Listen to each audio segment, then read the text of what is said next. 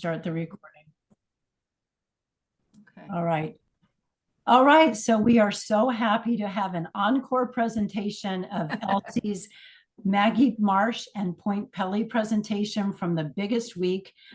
She was there with some other of our Brownwood birders and other friends in Ohio this year. And I really appreciate you doing this again for us, Elsie. I know it's a little bit of a hassle, but looking so forward to seeing it since I missed it the first time you presented. So I'm just going to give it over to Elsie Aldrich, and thank you so much. Okay, thanks everybody for taking time out of your Monday night to listen to the presentation. We wanted to record it, and it's a little bit better, I guess, to have an audience, maybe. I don't know. We'll see. Unfortunately, I have no speaker notes, so please bear with me as I try to remember what I talked about. Several ladies, me, Wendy, and 5 girls from Rochester, who you'll meet soon, went up to Magee Marsh and Point Pelly for the biggest week in American birding back in May. And trip, and I just want to give you some information about it, things that I didn't know when I was going that I would have liked to have known. And then you can kind of decide whether this is a trip for you or it's not a trip for you. There's some great reasons to go, and there's a couple reasons not to go. So if you see a picture of a bird in this presentation, it's probably mine. And if you see a picture of a person, which you will, that's definitely Wendy, because she's way better than I am. All I see are the birds, and she remembers to take a breath and photograph the people. So I appreciate her help with that. So just kind of an introduction of what it is. It's organized by a group called the Black Swamp Bird Observatory. And the Black Swamp is a much larger area than just Magee Marsh. It's a very large area, but there's a lot of preservation areas and state parks and national parks. And so a lot of protected area, and the birds just love it. So amazingly, 90,000 birders come to the area every year for the biggest week in American birding, from 52 countries, 6 continents, and they bring in $40 million. If you're thinking about going next year, mark your calendars. The dates are the May 8th through the 17th of 2026. Now, if you go there before or after, birds don't have a calendar. You're still going to have great birding, but this is the official time of the festival.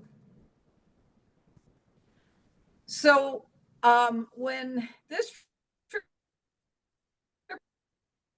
was planned, I was not in it. And I got really lucky because one of the birders had to back out, and she had another trip planned, and I just kind of slid in. And so sliding in, I didn't know where I was going, what we were going to see there. I just knew that this week in American birding, and I should find out about it. So off I went without knowing. But so that you're a little more prepared than I was, I wanted to show you these maps so you could get an idea of where we were. We're in northwest Ohio, on the southeast part of Lake Erie. And if you were to fly in there, you want to go either to the Toledo airport or the Detroit airport. Either one brings you pretty close. We didn't do either of those things, but more on that later.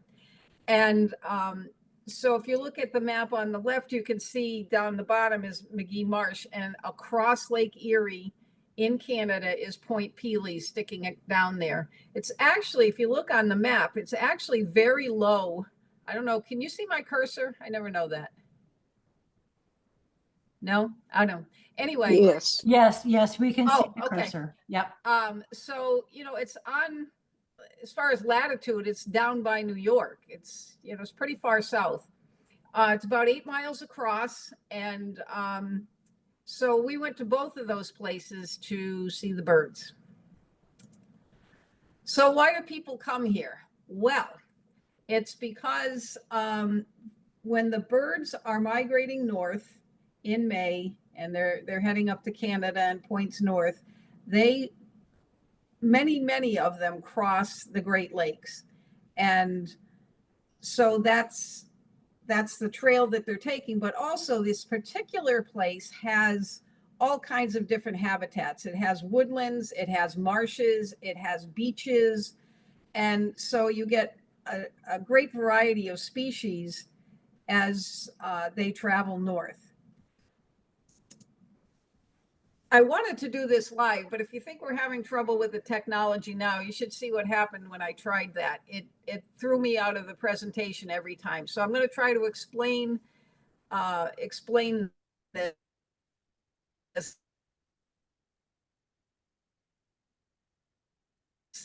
This is an Autobahn. If you see down the bottom, there's the months of the year, and that cursor goes along. And as that cursor goes along through the year, the circles representing the concentration of birds go up with it.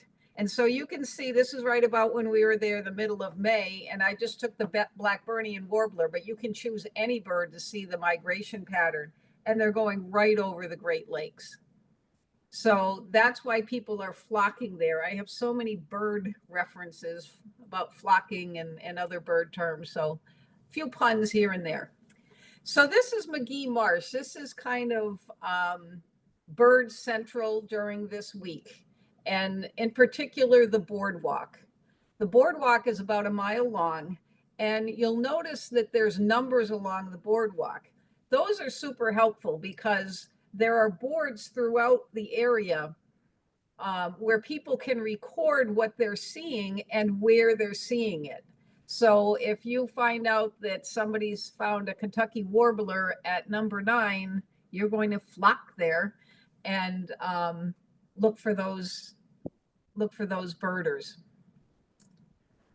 You can see that there's Lake Erie is right there, and then all that green is all woodland, and then there's a canal around it. So you can already see a little bit of the variety of habitat. You'll see even more of that with my slides of Point Pelee. So this is the board that I was talking about, and it's got the days of the week, and people just put in what they've seen. And it helps other birders who might have something for their life list that they're looking for. And those are updated constantly. So we didn't actually register for the birding festival. You don't have to. I know Tammy, I heard Tammy's here. The reason we didn't really need to is Tammy, but more on that later. If you do register for the festival, you can see the numerous guided walks that are available. Some are free, some are $40, $50, $60, depending on who the guide is, how long it is,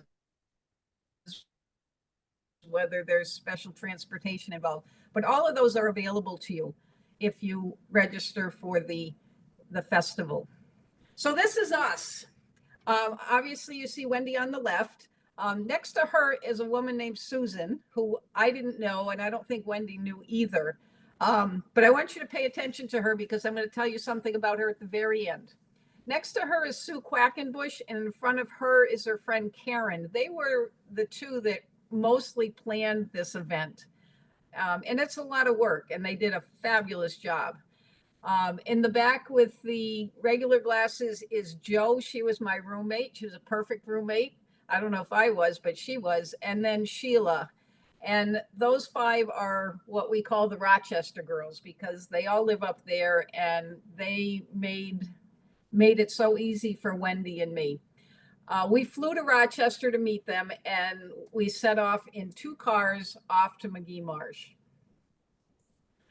So they took care of so much for us. We didn't eat out for 5 days. They brought all of the food, and you can even see on that table that they went to, I think Sue Quackenbush went to Dollar Tree and got those trays, and they got the all of the plates and cups and utensils and everything that we needed, snacks. They had us outfitted for a good 5 days, and that was a really good way to do it. And I'll tell you more about that later. So I wanted to tell you about a few of our hiccups because every journey has them. So the first learn is that it's important to have the fob. Um, Sue Quackenbush came up with a great idea in the very beginning. She said, let's get to know each other by switching off cars because we're in two cars heading up. And if all the same people stay in the same car, then you don't get to meet anybody new. So every time we stopped at a rest stop, we would switch who was in the car. And that worked great until this stop in Pennsylvania because Sue Quackenbush had the fob in her pocket when she decided to move to another car. And we were on a limited access highway. And so our car got stranded as she drove off in another car with the fob to her car. And so we had a little bit of a delay because they had to get off the next exit, turn around, come back, get on the limited access highway and find us. So there's your first lesson. Hang on to the fob. But we made it. By mid-afternoon, we were at Maumee Bay Lodge and Conference Center. And this is kind of where everything starts, where the lodging is, and a really great boardwalk, in addition to, not the same as the McGee Marsh boardwalk, but another boardwalk. So this is where we were staying. This is a second tip. If you're the person who's left back home and you decide to bring in all the food that's not allowed when your wife is there, remember that you have a Ring doorbell, because this is what I caught while I was getting up to McGee Marsh. You can see my husband has a gigantic bag of Cheetos and a gigantic bag of Lay's potato chips, and he got caught. So if you're the spouse staying behind, just a little something to remember. But back at the festival, the signs were everywhere welcoming us to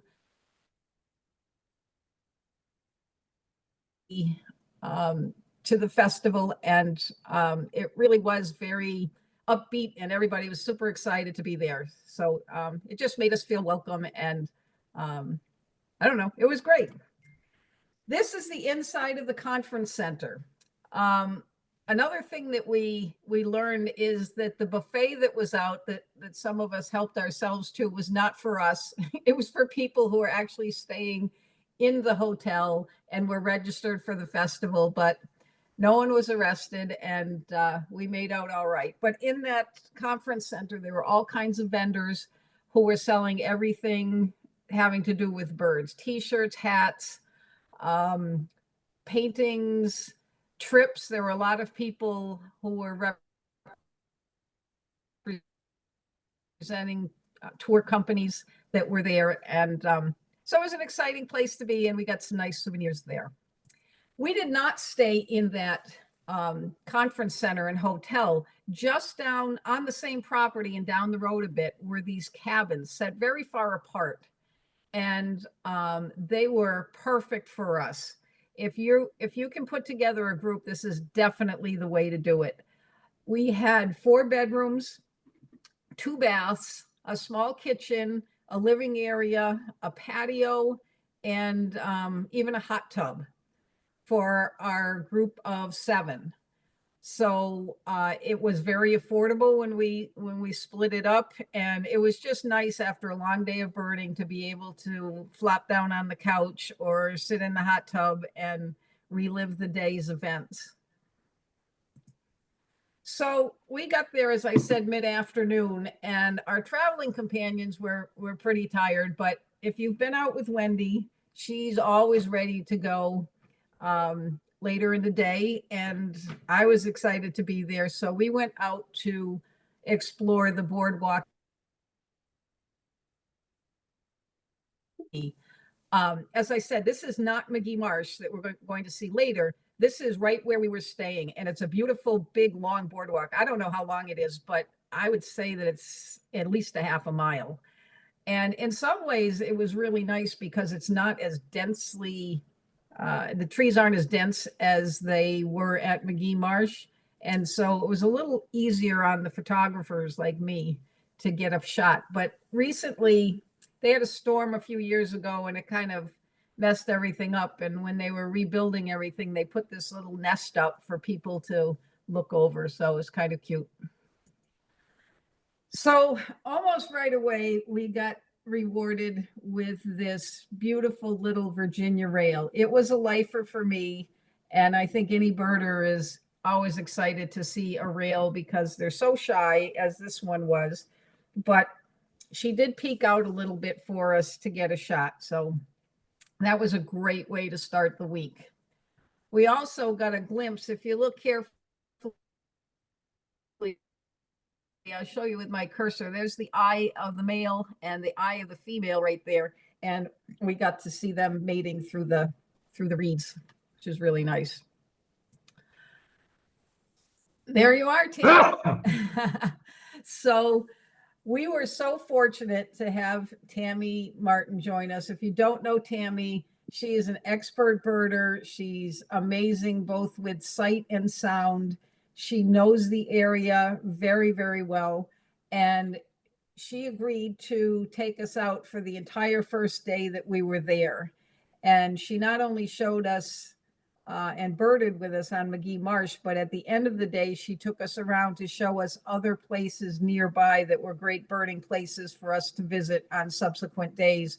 When she couldn't be there, I think she was getting ready to go to Uganda or something. I don't know why she wouldn't stay in Ohio instead of going to Uganda.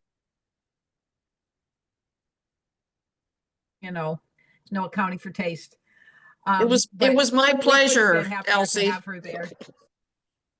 Well, thank you. It my was pleasure. definitely our pleasure as well. She found a lot of birds just for me. I know she helped other people too, but she found several birds for me that I was hoping to see. So, little side note on this, I thought I was going for a little forced weight loss journey because when they were talking about the menu, I heard lots of things about salad. And I said, oh, this is going to be great because, I'm going to eat salads all week and there's not going to be anything for me to snack on. And if you look closely next to the salads, that's lasagna. And then there's some bread there. And there was dessert and snacks constantly. So no weight loss was had during this week. So that was the evening before we went to McGee Marsh. The morning we were getting ready to go, I'm up really early and I'm ready early and I'm ready to go. So while the rest of the group was sleeping a little longer and getting their things ready, I was already out back at that first boardwalk that I was telling you about. And I wanted to get out there early because the night before I had seen this trumpeter swan and it was too dark to get a good shot. So I immediately went back where I saw the swan and got some shots of it. That was a lifer for me. There were tons of these tree swallows, and I have no evidence to back this up, but both Wendy and I thought that they behaved a little differently up there. When we see them down here, they're in constant flight. And these guys just perched a lot and looked right at you. So that was nice to get. Morning, I got this beautiful pair of eagles. We saw a lot of eagles on our trip, but these guys posed pretty nicely for me. And I always appreciate that. This indigo bunting, I've had pictures of indigo buntings before, but they've been kind of grayish and drab. I just thought this one was very vibrant and beautiful, and he posed nicely for me. So this is all the first morning before we even start our adventure. But then we're off to McGee Marsh with our guide, Tammy. And we were super excited. So what are you going to see there? Oh, sorry. That was the wrong intro. Tip 3 is to pack your patience. The bird that you so clearly see in those trees is a bay-breasted warbler, and that was on my target list. And most of the pictures I have of the bay-breasted warbler are like this. It is very dense there. There's lots of trees, lots of leaves. They're kind of tightly packed in. And so a lot of my shots look just like this one.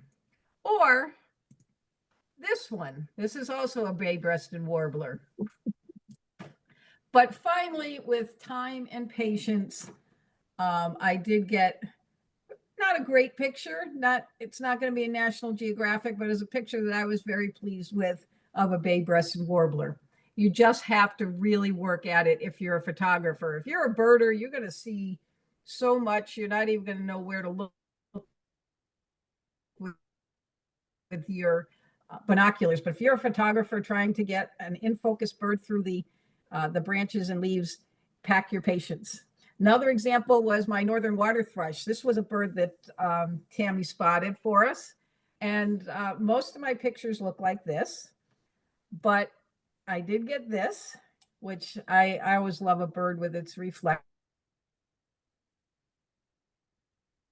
And I got this little same bird, but scampering across that log. So it just really takes a lot of patience.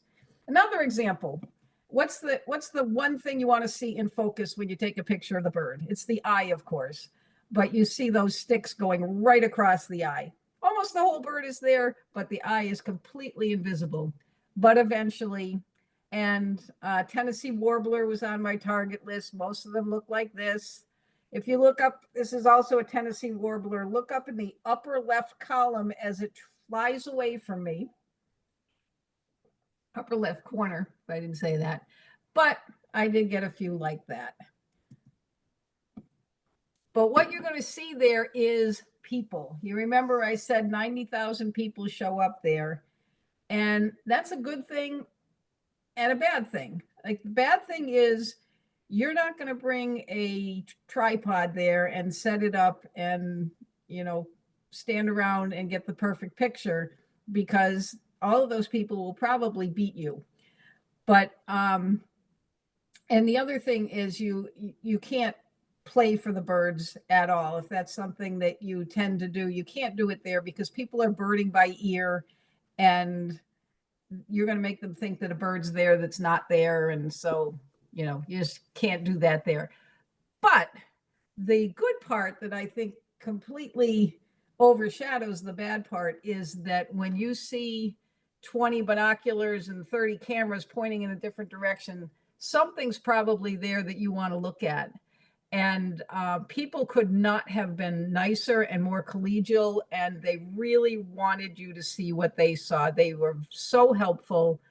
I know that there's kind of a reputation probably from that movie, The Biggest Year, where people are, you know, they want to see it and they don't want you to see it. There was none of that. It was just all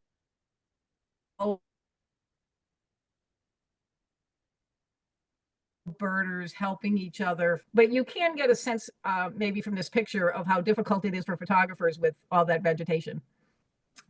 If there were a poster bird for this festival, it would be the red-winged blackbird. They are everywhere. The males you don't really mind so much, because you know what they are. You can say, okay, I'm not looking for that, and move on. But the females, they slow you down a little bit, because you have to make sure that they're not something that you wanted to see. One of the guides, I overheard him saying, everybody wants to see the red bird with the black wing, but nobody wants to see the black bird with the red wing. And of course, that was true, because they were just anywhere you looked. And there were a ton of tree swallows. I know I showed you a tree swallow already, but this one I saw right on the boardwalk, and it was so beautiful and so bright blue that I didn't think it was a tree swallow for a minute. I'm like, what's that bird? But you did see a lot of them. And again, they're sitting on branches versus flying around. You will see a lot of birds that we are so fortunate to have in Florida. I'm always in awe of how blessed we are to have such a variety of birds here. So, you know, all these pictures are from our trip. but you're going to see an eastern kingbird here, a great crested flycatcher, the Carolina wren, cardinals, kinglet. They're all up there too. But what you don't see so much are birds like Baltimore orioles. And I never thought I would utter these words in my life. Oh, it's just another Baltimore oriole. But there were enough that you did get to that point where you just said, oh, I've seen enough of those. It's not unusual for people to cut up oranges and stick them on the trees so that they attract the orioles, but honestly, you didn't need to do that. They're so vibrant, so bright, you can see them, and they were just around here and there. So we saw a lot of them. And then finally, the red bird with the black wing that guide was talking about, scarlet tanagers. We don't have them so much here, but there were quite a few of them up there. And obviously, they're just beautiful. But the star of the show were the warblers. And I'm gonna get some of these wrong because I don't have my speaker notes, and the biggest reason for my speaker notes is to remember the birds. But Stan, you can correct me, or anybody who knows. Tammy, you can correct me. Is that a Nashville on the left? Yes. Anybody? Yes. Okay, thank you. And a prothonotary. And oh boy. Tennessee? Orange No? crown. Orange crown, thank you. Red start, black and white warbler. There's the Tennessee, right? Yes. Cape May. Yeah, yellow rumped. There weren't a ton of yellow rumps. We get a lot more down here than I saw up there. But they were there. Blackburnians, their necks are so bright and they just jump out at you when you see them. They're just so beautiful. The black-throated blue, northern parula, chestnut-sided, common yellowthroat, magnolia, and so many yellow warblers. They were another bird that kind of take a lot of your time because you're wondering, is it something else? Is it something that I might be? Is it a Canadian warbler or a, what's the other yellow one that we were looking for? I think morning? No. Anyway, it slowed you down a little bit because they are just everywhere, but they're also quite beautiful. This little warbling vireo is a lifer for me. I was super excited about it. I just think it's an elegant little bird, and there were a fair amount of those up there. These are not great pictures because they weren't really target birds of mine, but there's a red-eyed vireo and a blue-headed vireo. That's really a terrible picture of the blue-headed vireo. But again, it goes to what I was saying about the challenge of the woods, that that thing hanging down with the seeds on it is in focus instead of my bird. But anyway, the vireos were there, lots of sparrows, song sparrow, I think, and then, oh boy, see, I needed it. I know the bottom ones, the white-crowned sparrow and the white-throated sparrow.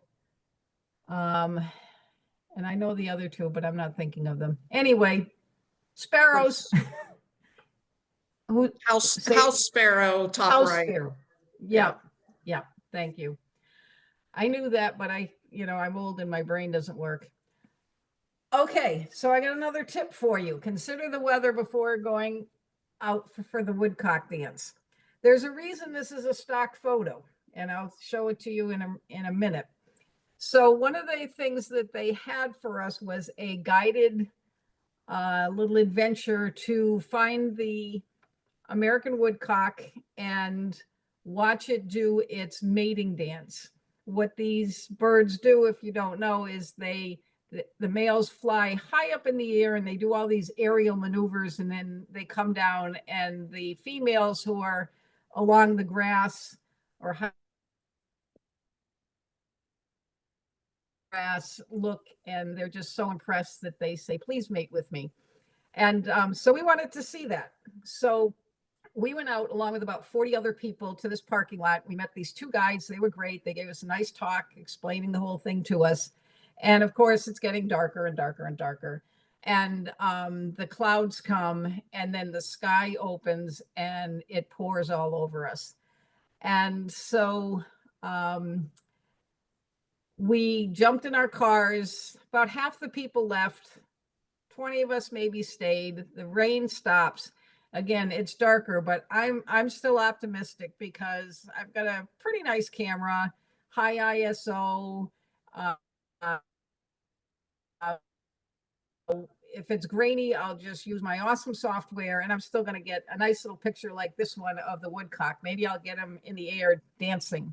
Well, I did all that. I took out my awesome camera. I used my software, and here is my picture of the American woodcock. If you look almost in the middle, a little bit lower than the middle, but middle left to right, there's a black dot there, and that is the American woodcock. And so if it were a nicer night with some moonlight, it probably would have been much better, and we probably actually would have seen it. This was actually better than what we saw. So just think about the weather if you're going to do this, and don't expect that you're going to get awesome pictures of it, because you're not. But in better times, we saw this green heron. Wasn't a good day for the frog, but it was good for us. The heron almost acted like it didn't want to get any sand down its throat or something, because it kept taking the frog and dipping it in the water as if to clean it off for himself. But it was of us. It was beautiful. And again, it was just like a sliver that you could get through between the leaves, but people were very good about, getting their shots and moving out of the way. And the green heron sat there for a good long time for us. So that was great. So for the Rochester girls, they're birders. They enjoy birding, or they just like an adventure, and came along. But they weren't interested in the 12-hour days that Wendy, Sue, and I did. Wendy snapped this picture of me. The normal people in our group were sitting at a picnic table having lunch, and I had my camera in one hand and my sandwich in the other, because I had heard that there was a Canadian warbler and a mourning warbler there, neither of which I saw, but I was ready for them if I did. If you go there, you're going to do a lot of walking. This says 11,000 steps, which isn't that great, but look at Friday. That was when we flew in, and Sunday was the day we were driving. So really, we were doing probably 15,000 steps a day. And then there's the standing. And so expect to walk a lot. If you need to use a wheelchair or a walker, you can do that. The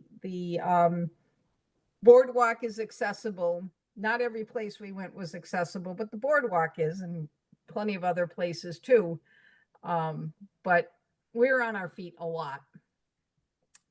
So this picture Tammy has seen before, and I was going to tell this story when I didn't know she was here, but Wendy, Sue, and I went off when the other girls went back to the cabin, and we went to one of the places that Tammy had recommended that's nearby McGee Marsh, but not McGee Marsh. And see this beautiful hooded merganser with all the babies. And we were so excited and working so hard to get the shots that we didn't notice until we got back to the cabin that all of those little ducklings are not the same. And I sent the picture to Tammy, and she'll correct me if I'm wrong, but I believe what she said is that the ones with the stripes across their face are wood ducks, and that it's not uncommon for a wood duck to place its eggs in the box of a merganser and vice versa. And so that was news to us. There was no indication that this wasn't one big happy family or that anybody was less important than the other. They seemed to get along fine, and they just swam down the canal. We saw a lot of water birds. We saw tons of dunlins, and the gallinules and the coots, and all those birds were there. Semi-palmated plover, black-necked stilt, wood ducks, sandpiper. And we met, I don't know if any of you guys know Dennis and Judy, but we ran into them on the path as well.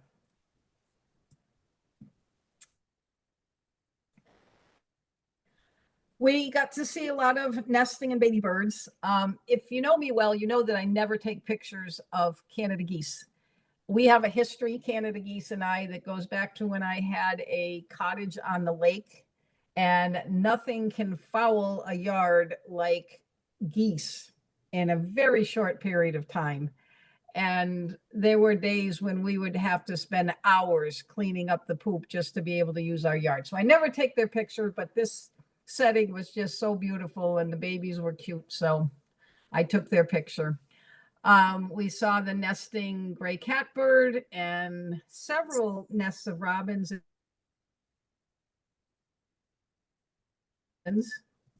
and lots of nesting yellow warblers. We got to watch one build its nest for a while.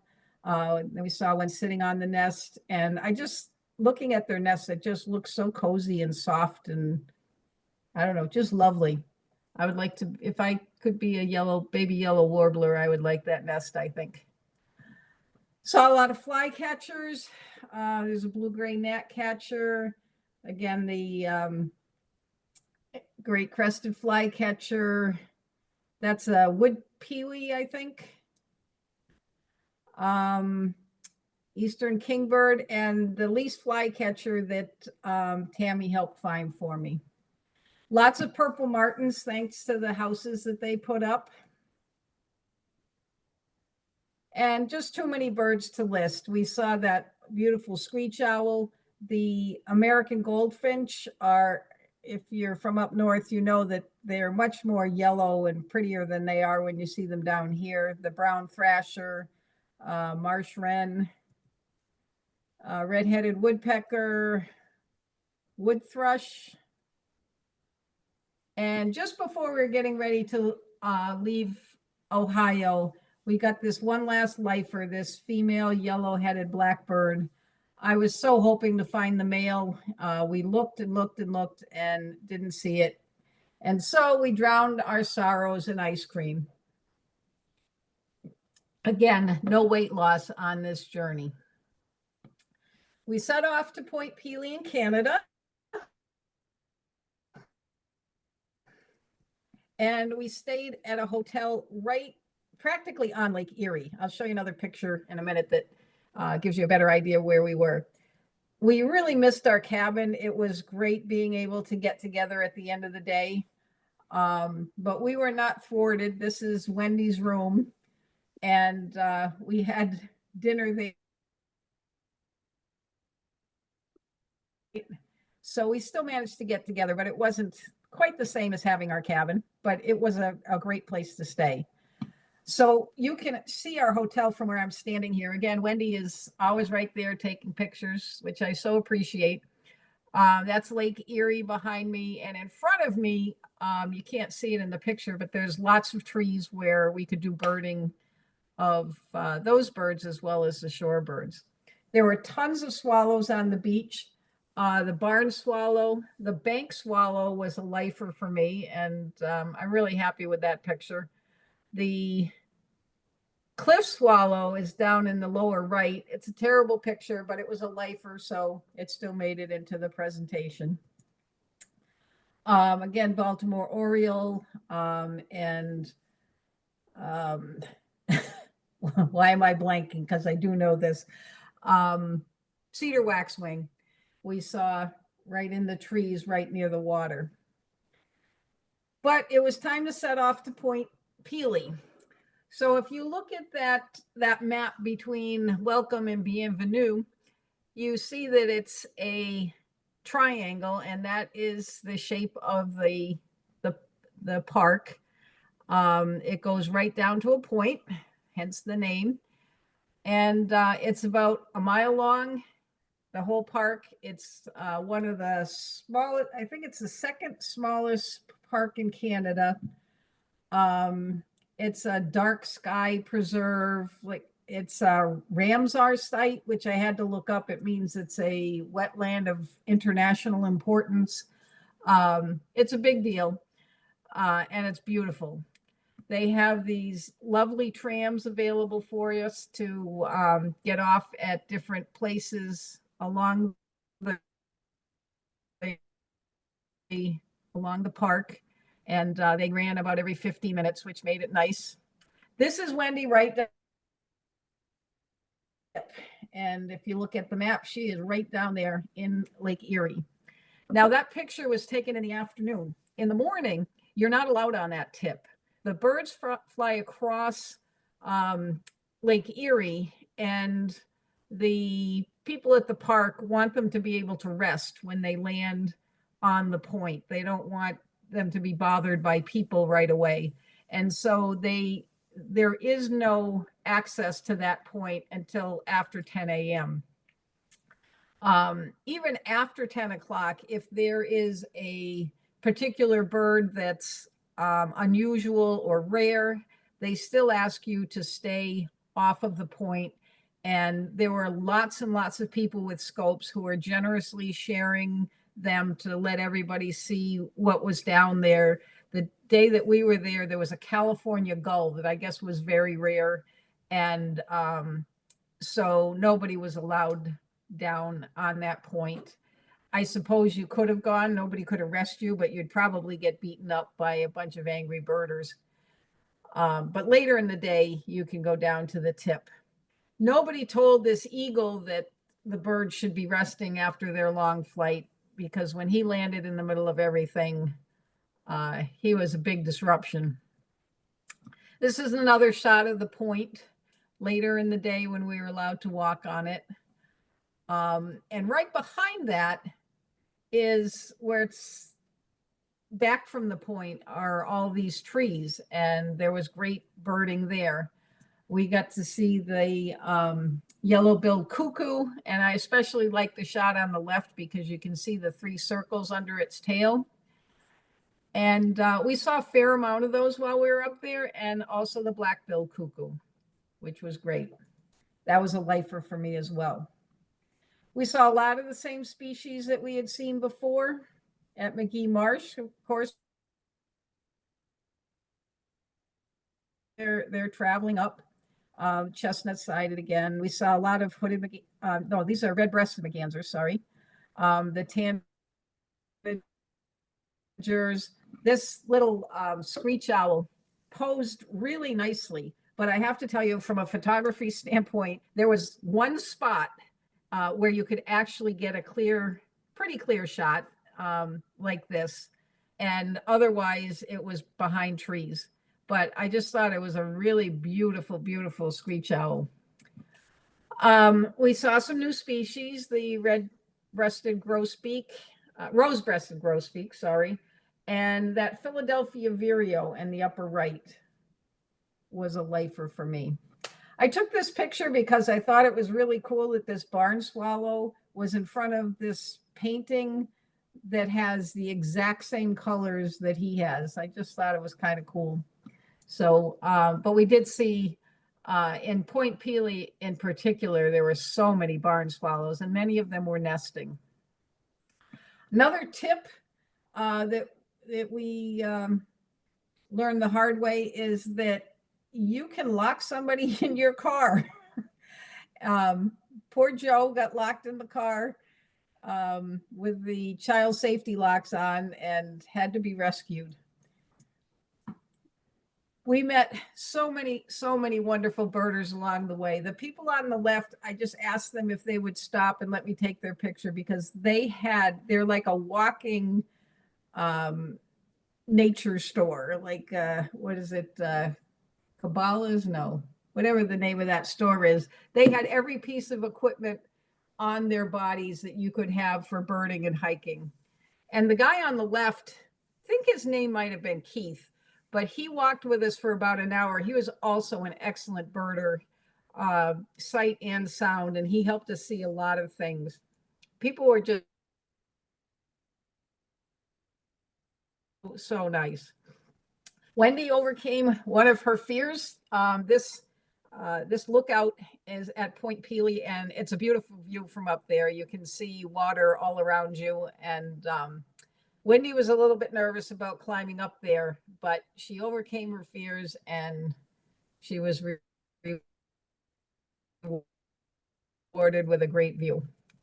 Just before we left Point Pelee, there was a boardwalk at the beginning of Point Pelee, and we saw these mute swans and also a black gull, which I got a picture of, but it's really terrible, so I didn't include it.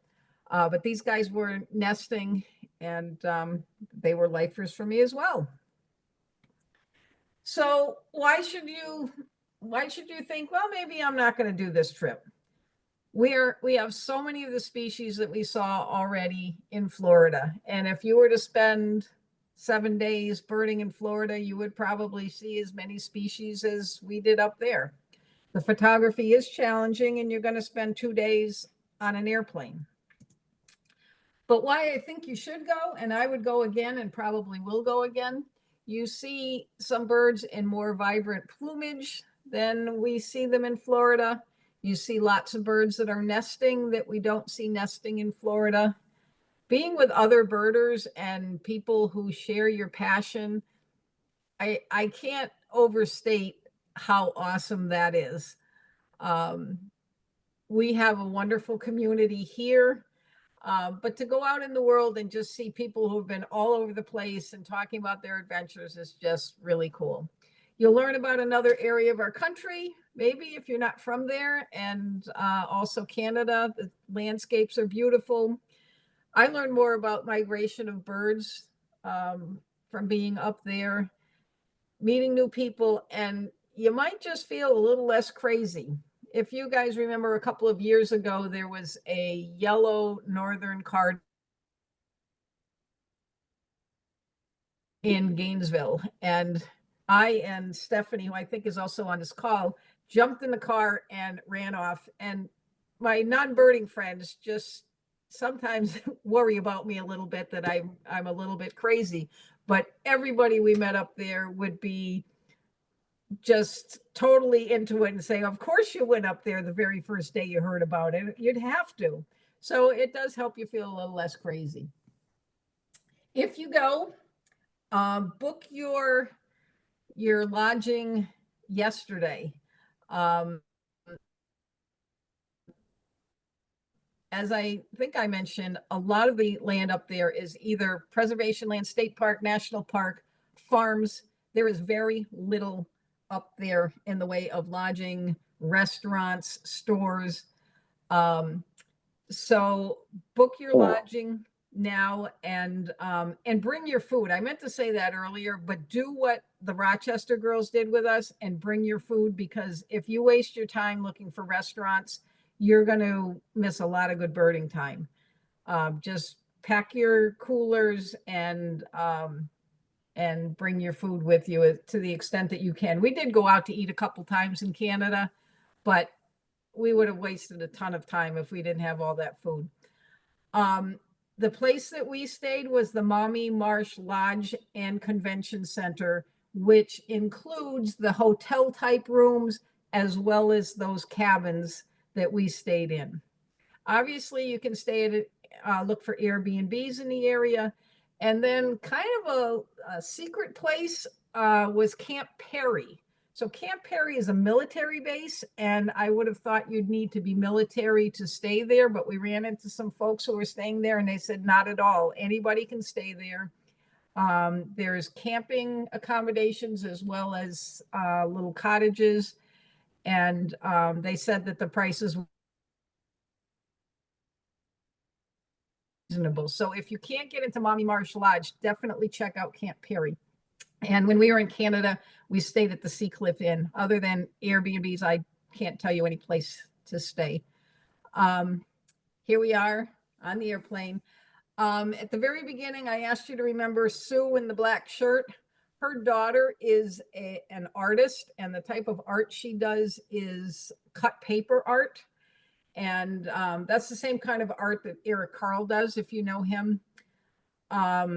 And she commissioned her daughter to make this for us. That's me, Wendy, and Tammy. I probably didn't even need to tell you that because it looks exactly like me, Wendy, and Tammy.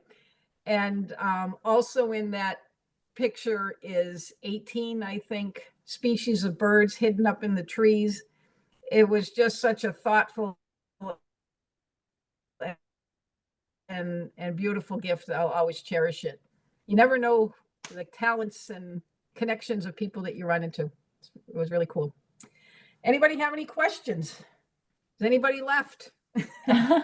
Thank you so much. Thank you so much, Elsie. I'm going to stop the recording, I think. And then if anybody has questions, you can all just unmute yourselves. And that should allow you to ask questions. So that was an Right, awesome presentation. I thank you so much for doing it. Yeah, Elsie, this is Stephanie here. I do have a question.